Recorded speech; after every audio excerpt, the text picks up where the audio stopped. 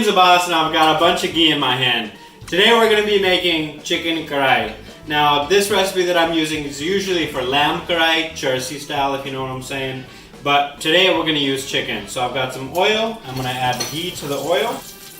Now that my ghee is melted, I'm going to go ahead and add my chicken. And I'm going to add 1 teaspoon of salt. And I'm just gonna brown this. I'm gonna fry this in all this oil and ghee until it's browned a little bit on the outside. I'm gonna add some ground ginger, ground garlic, and green chillies.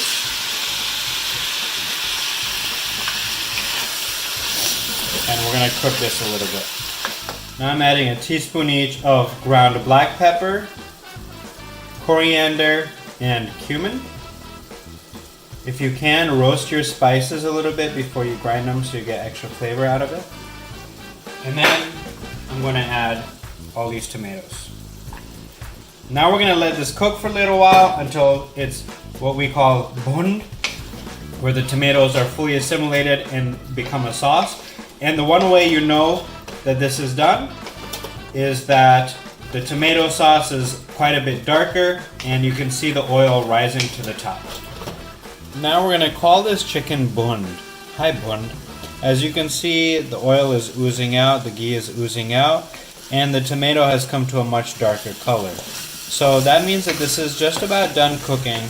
Now we're going to add in the juice of 1 lime. We're going to mix that in there. Another great way of knowing if this is done cooking is to see if it's dry enough. This is dried up quite a bit because when I move it, there's no water that comes into it. See that? It's super dry. Now we're going to add in for garnish some fresh ginger as well as some cilantro.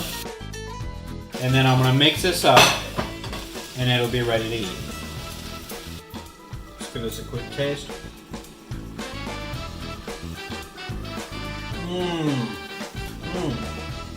Love it. If you can, absolutely cook with ghee. It makes such a big difference. This is so wonderful. I can't wait to eat all this. This has been Abbas. And if you're cooking this at home, please do tag us at Halal Fest.